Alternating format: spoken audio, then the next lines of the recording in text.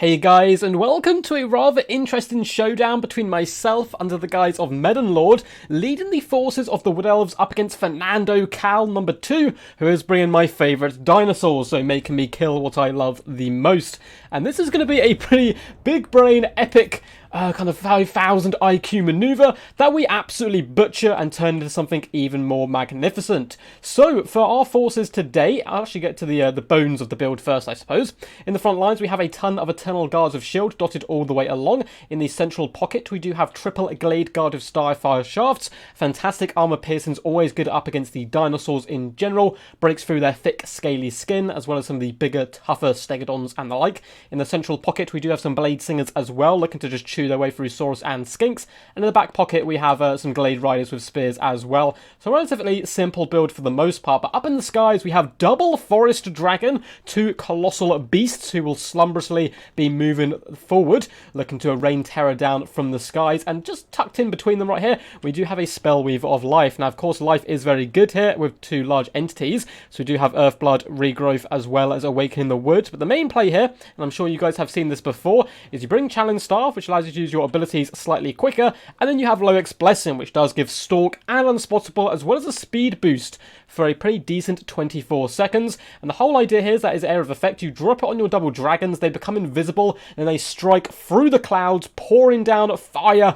on the enemy and their key targets. Now, it's not normally used up against the Lizardmen.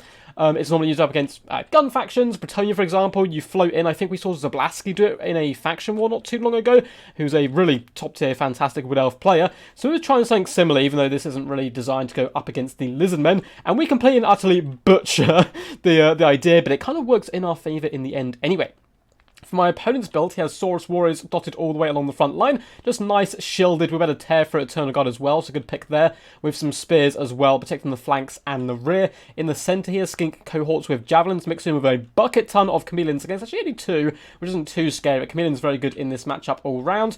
And we also have the two Bastillodons with Solar Engines, absolutely pivotal in this matchup, because they can shoot the Glade Guard rather effectively, also good up against the big scary trees. In the centre as well, leading the Chameleon Skink tactical force, we do have a Skink Chief down here on foot, completely naked, the best way to take him. He is so disgustingly cheap, he easily makes his value back. And we have a Slann Mage Priest of High Magic. Now, this is really worrying for us.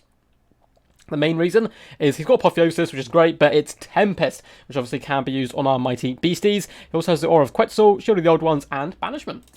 So it should be a good, fun game all round. So as I said before, the idea normally is to roll your dragons in a pair. You make them both invisible. We'd fly over here and then just breath attack key targets, characters, and the like. But we're going to have to split up our formation so far. Spellweaver as well as Forest Dragon are going to float over to this left-hand side, trying to get away from that Slann Mage Priest. The other one's going to stick more to that side to try and keep him distracted. And a little bit worried, of course, of all those Tempests that will be coming down. And that Forest Dragon, not too happy bunny, taking a massive shot directly to the face, blinding it for a brief moment. I'm sure that rage will be building up inside its little dragon brain there, and it's going to be getting ready to unleash hell upon the enemy. So on the far side, you can see the Spellweaver of Life as well as Forest Dragon starting to float around this side. I'm looking for any opportunity to come in and try to poke down at these Bastillodons. It looks like we have popped Loic's Blessing as well on this first Forest Dragon, who is now unspottable. My opponent cannot see him, and he's bounding forward towards that Bastillodon Solar Engine.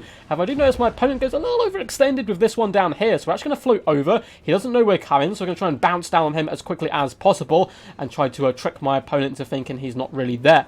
Glade Guard of Starfire Shaft unleashing hell upon this Bastillodon as well. That armor piercing is certainly going to help out. And now my opponent's realised his mistake. The Forest Dragon comes crashing in. Shots rain down from afar as well. And the Bastillodon taking a bit of a beating, but my opponent does react rather quickly, pulling him back and pushing up with the Chameleon Skinks. Now, dragons, they look like big scary beasts, but actually they're big soft kittens at heart. They are disgustingly squishy. Only coming in with a very kind of standard 50 armor, which is basically nothing on such a large target, is really scary. Do drop a little Awakening in the Woods as well. I was trying to actually slow down the Bastillodon so that the archers could fire a little while longer into him. As you can see, he's currently getting nuked, which is good news for us. Although in retaliation, both our dragons have taken, this dragon not too much, but this dragon's taken a pretty big pounding so far. We are going to have to start wasting Earthbloods rather early on. Chameleon Skinks are now going to come forward and start pressuring my Glade Guard, which I noticed a little bit late, which isn't too good, but I am currently focused focusing on this solar engine for now, which is nearly done with. Its health is getting rather low, and it is negative 18 leadership, starting to break. But Tempest, followed up by a couple of shots from the Bastildon, is coming down on the Forest Dragon. It was not Overcast, however, so it's not going to do the most damage. I would always recommend Overcast and Tempest. It just does so much more work than the standard variety. Glade Guard are taking a bit of pounding now from Skink cohorts with Javelins as well as Chameleon Skinks. So I'm going to be pushing up the Eternal Guard to try and take some of that damage. We need to fall back a little bit quicker, but we were focused on getting rid of that Bastildon. The second dragon is now floating out over to the side to say hello and try to break it off now that most of my opponent's forces have committed to the front line. The second Forest Dragon has been hit with a regrowth as well as Lurk's Blessing. I think it's already been spotted at this point, but it's gone to an extra speed to try and push into the back line. I was looking to try and snipe out the second solar engine, whilst the Chameleon Skinks were distracted by my first Forest Dragon, finishing off this one down here.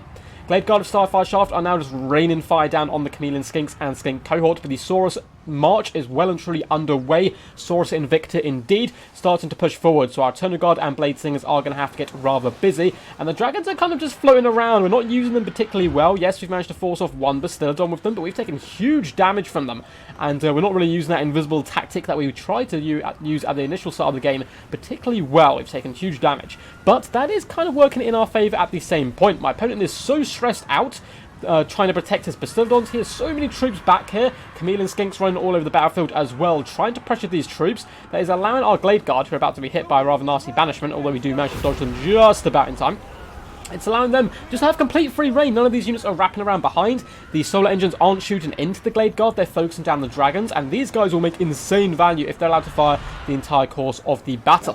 Saurus Warriors are kind of just beaten against Eternal Guard at this point, and Awakening Wood does go down on these Saurus Warriors, and we've committed a Forest Dragon to a rather sketchy fight here, as we're taking huge damage from the Skink with Javelins, as well as the Chameleon Skinks, and that Forest Dragon takes massive damage in an assassination attempt on the Salan Mage Priest, and it actually gets broken there, which is bad news for us. Tempest does come down this Forest Dragon, but he's already started to land, which is fine. I believe it does continue to slow it, but maybe not do the damage. Glade Guard of Starfire Shafts are now just focus firing down that Salan. You may have the aura, you may have the shield of the old ones, but we have an infinite supply of ammunition, or at least it would seem to him at the moment, as he's going to be taking shot after shot to the face.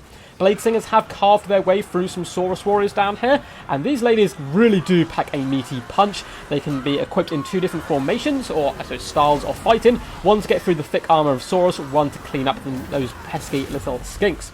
The Slann is desperately trying to get over here to assist the Blade Singers and help support the Saurus Spearmen, who have been hit by an Awakening Wood, but he's been focus fired down so much he's slowed by the Awakening Wood effect as well, and it looks like he is doomed. The Forest Dragons should be able to rally this one in the distance, and we can heal them up once more, and they've been a fantastic distraction effects all game. Salan Mage Priest may be just about to escape. He's down to about 100 and... oh, no, just to say that, he does disappear into the void. I'm sure he'll reappear in some other dimension and come back to haunt us in a later life.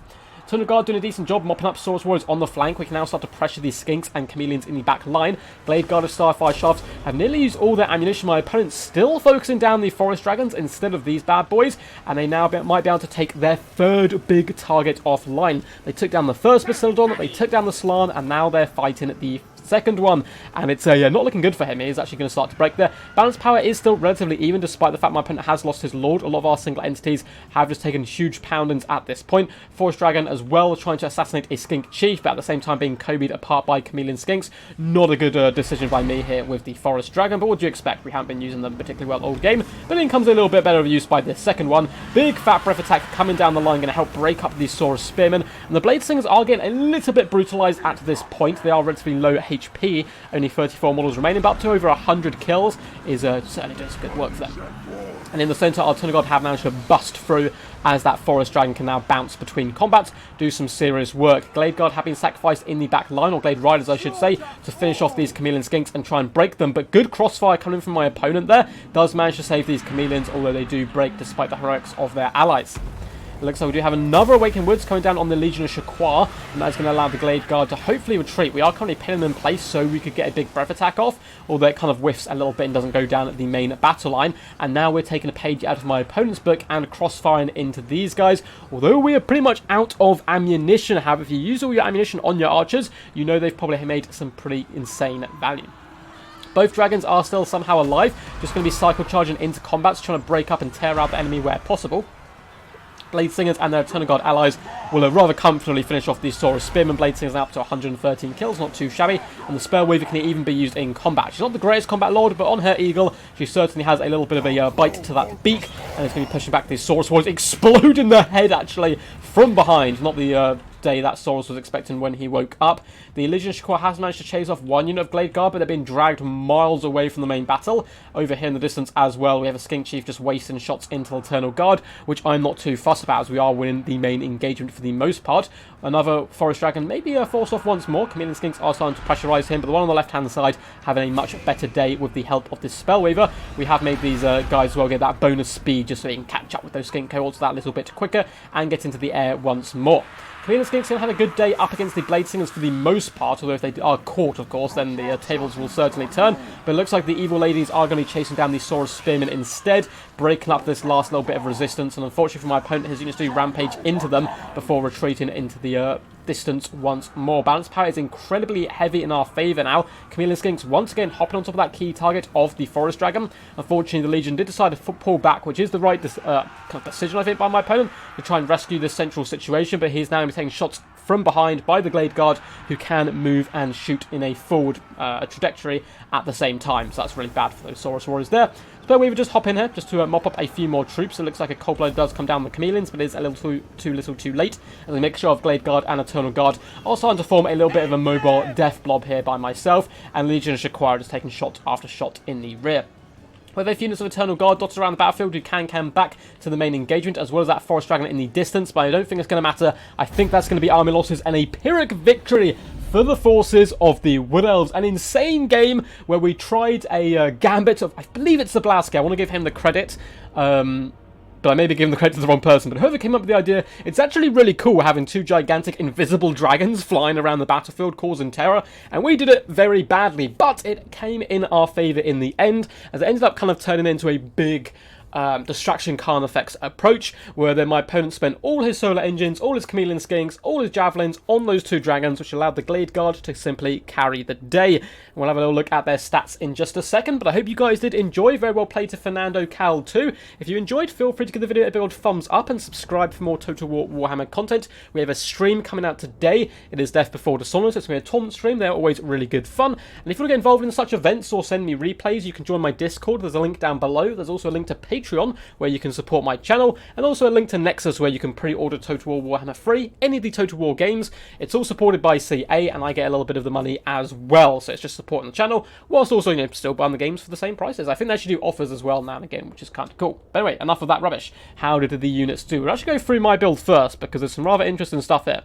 Two Forest Dragons, getting absolutely abysmal damage value, 968 and 821. These bad boys certainly did not pay for themselves whatsoever, and yeah, even those breath attacks didn't really come in with much value. However, as I said before, they basically just simply distracted the solar engines the entire time, as well as the chameleon skinks, and if we hover over the Glade Guard, this is where it gets spicy. 9,500 damage on this unit, 1,820 damage value, 2,000 damage value here with 11,000 damage dealt, and 1,300 damage value with nearly 9k damage dealt. These guys butchered all of the key targets. That's kind of what you want to look for in a battle against your opponent. What's really going to stop me in this build? Well, it's the solar engines and the Slann. So, and well, I suppose the grinding as well. We got the Blade Singers for that. So we focused them down, and the solar engines did pretty good work, or for the most part, but they got sniped out rather easily. The Blade Singers as well did a decent job. Now, these ladies are disgustingly expensive, which is their one kind of real drawback. So they have to do, you know, 177 kills just to pay for themselves. But they did manage to pull it off today. 1,000 or 15,000 damage dealt, 1,700 damage value, and they cleared through a bucket ton of swords, which was really key, because they could have ended up swarming my battle lines and hunting down the Glade Guard. But because my opponent was worried about the dragons jumping in the back, he had a bit more of a staggered approach with this Saurus engaging first, and in the second wave coming a little bit after. Eternal Guard did nothing too fancy, simply held the line, did their job, that's what they were meant to do. And the Spell Weaver as well, she's more here for healing, but still 500 damage value, 4,428 damage dealt, certainly isn't too shabby. Now for my opponent's build, the Bastiladons, one of them did really poorly, and that one obviously was the one that got sniped out early, but that rather sneaky dragon just descending from the clouds onto him in breaths of poisonous, noxious gas. Doing pretty good damage to him as well, down to only 300 damage value. That guy certainly didn't pay for himself, but the second, more influential carry here, coming in with 3,600 damage dealt, 1,619 damage value. Very impressive stuff. Both the chameleons as well doing very good work. 900 damage value here with 4,700 damage dealt. 5,000 damage dealt on this one, 1,200. The little skinks as well, who Dream did pretty good work, and the Saurus for the most part though didn't manage to pay for themselves. They were simply getting kind of sliced up by the Blade Singers, or overwhelmed by Dragon Breath attacks, charging and just being forced off. The little skink chief, of course, paid for himself. He normally does. He's just a very good pick. I believe he's 350 gold if you bring him completely naked. And the Slan, though, is a little unfortunate. Still managed to do 3,000 damage dealt and 854 value. And, of course, it's more... it brings apotheosis, healing, and other stuff to the field, so it's not all about the damage, but the Tempest really needed to be overcast. I think that could have changed the game completely, and only managed to pull off one banishment because it got a little too over-eager to get to the main battle line, feeling nice and confident, protected by those Saurus, but the Glade Guard do not care. You can drop as many auras on yourselves, shields on yourself, they'll still find a way through. Anyway guys, hope you enjoyed. Until next time, peace, peace, and as always, stay awesome.